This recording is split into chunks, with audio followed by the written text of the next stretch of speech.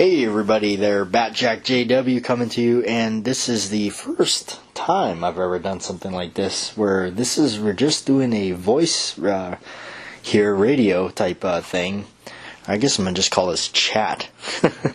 Yeah, just going to chat it up with you guys and talk a little bit, just kind of yak at you right here, and I'm just probably going to keep these right here on the JW Radio Show channel, and just probably upload these there. So this is a little different, definitely using just a recorder here, and see how this shakes out.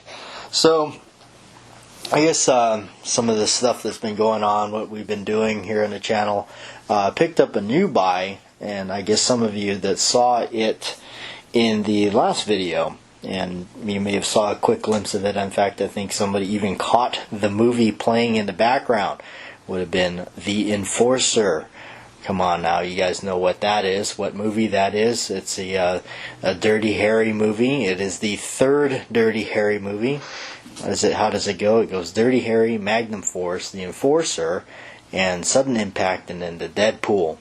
The Deadpool is such a cool name, I think, for that movie. Although I think they ruined that name with that new what's that terrible movie now out? As you guys know, probably I'm not much of a newer movie guy. I mostly like my older movies, right? I think most of us that are in this channel, I think, can agree with me. Every now and then there's a new movie that's pretty good. I must say the movie No Country for Old Men is actually pretty good. I do like that movie. You got Tommy Lee Jones in that, Javier Bardem, which done a really good job as that villainous character, Sugar. And also a big fan of Woody Harrelson. I thought he was pretty good in that. He played, even though he has a pretty small part, and but I really like his little speech that he gives to the Javier character in that Sugar. But anyway, back on topic. Yeah, many of you saw that Smith & Wesson Model 29. Another one, yes, that makes one of the four of those things. So they got the 8 3/8 inch barrel. That's a -3, and the 6-inch in -3. That's the Model 29-3. The dash numbers means how far up the ladder in generations they go. What things have changed. A lot of those old revolvers, a lot of things have changed. So the dash number indicates what has changed. So, yeah, I picked up a -2, and that would be vintage 70s era, and that would have been very identical to what Dirty Harry himself would have carried. So, and what else does that mean in -2? It means it's a pinned and recessed model. And what that means is they put a little cross pin in the barrel, and the cylinders are countersunk slightly, so when you put a round in there, it sits flush. The cylinders are actually a little bit longer on those than they are in the ones that they stopped doing that. They stopped doing that as a cost-saving measure. The other thing I found out is they kind of quit making them at 6.5, and they started doing them at 6. So they cut off ½ inch off the barrel length, and boy, that you don't seem like much, but that does make quite a difference in the barrel length when you actually see the 6.5 versus the 6. Of course, if you just want to forget about all that, all in general, you can go with the 8 3/8. Of course, the 8 3/8 reminds me a lot of the movie Taxi Driver, and it's actually the reason I wanted that. Those of you a big fan of Taxi Driver, that Martin Scorsese film, if you ask me, it's one of De Niro's better films, or best films that he could have done of his career. But there's a wonderful shot of that thing panning in the briefcase of the old gun salesman, or walking salesman, traveling salesman, I think they describe him as, Easy Andy. And he starts asking, "Oh, get you a brand new Cadillac with the pink slips," and that's kind of interesting. He's just the character Travis Bickle says, "I'm not interested in any of that stuff." So, but yeah, got it right here. Of course, you can't see it. Yep, beautiful case and wonderful original wood grips, and that wood grips with the that thumb divot instead of the circular type half cutout in there for the speed loader. That's a little bit different. You definitely know that that's the vintage grips with that little, I just call it the little football cutout in it. But yeah, really nice grips. Really, the wood is still good. It's not all darkened over or oversaturated by a bunch of the oils, which does happen over time. I kind of I wish I could go through and like seal it up better so that that doesn't happen, but unfortunately that's just one of the things that happens over time. You get excessive oil in there, it starts to saturate the wood, darkens it up, and you kind of lose that beautiful brown wood in there, that lighter color. So I always preferred the lighter color, and I keep it staying like that because over time the wood just saturates and it just turns all dark, and then there's nothing left. There's no real character left that you can see. So these I don't know, but this gun is mostly just want to keep it as what it is, as a collector's item. I'm not going to shoot it. Yes, did I just say that? Some people don't understand that concept, where they say you're not going to shoot a gun. Some people say, wow, how can you have a gun that you don't shoot? Well, I guess you haven't really collected guns.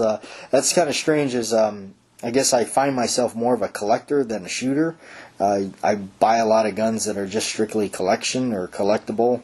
I like it just to have it. It just brings me just as much pleasure just having it around. Maybe have it out in front of me, watching a movie that it perhaps inspired me to purchase it, and that seems to have quite a resurgence here with me. The Beretta 92 FS, or as the M9 as the military designates it as, Die Hard and Lethal Weapon, of course. I think mostly for me it was Lethal Weapon, as I watched that quite a bit.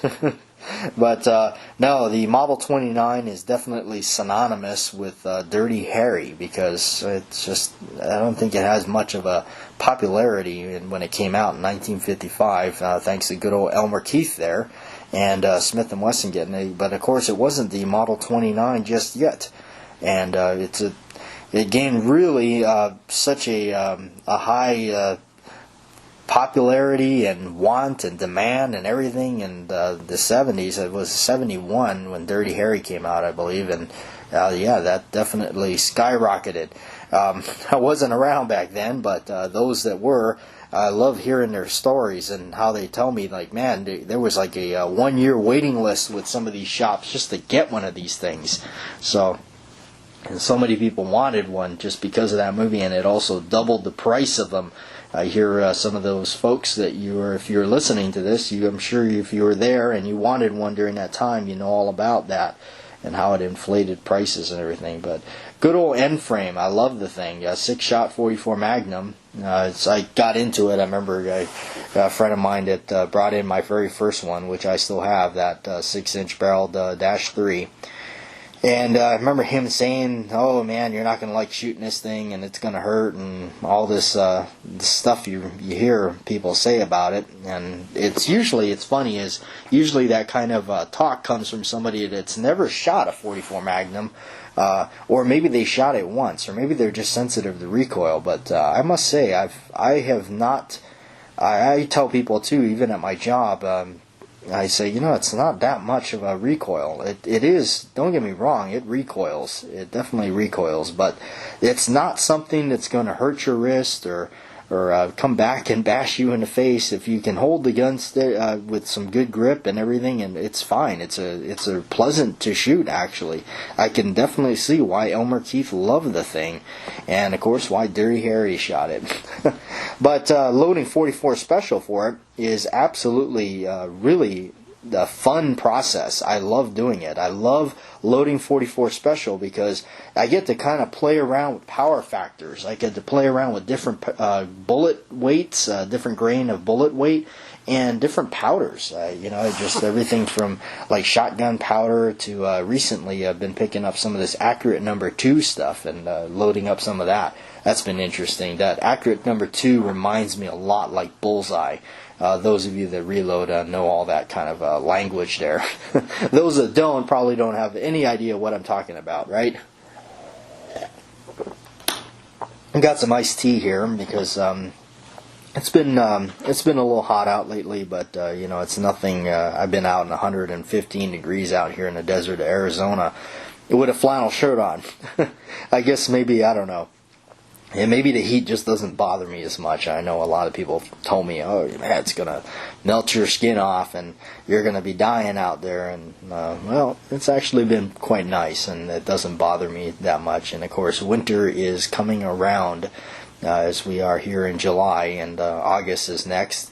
And of course, it's so funny. Everybody kept telling me, as I think it was as March was ending, wait till June, the later end of June, that you're really going to be just immersed in nothing but heat. And then June came, and that was about it. And then it's like, oh, wait till July, and oh, here's July, and it's so I'm like, okay, I've not experienced anything that you would say is overbearing, but yet then they say, well, wait till August. That's the next one they're going to say, and then of course it's going to come and go, and I think we're going to be fine. And it's kind of like the Y2K thing. I don't know, everybody remember that when the Y2K was coming around. Oh, everything's gonna go down, and Y2K, and and as George Carlin says, he goes, nothing ever happened, and I find myself just going with the flow and not really worrying about anything else, and so. But anyway, I'll get this video or this little sound bite here, I guess, uploaded. If you like it, let me know in the comments below, and I'll keep doing them. Of course, they'll be longer, but yeah, this is just the test run here, and thanks for listening, and I hope you have a good day, and whatever you're doing, maybe you can listen to this at work or whatnot. So anyway, like, share, and subscribe. I'm batjac JW, and thanks for listening.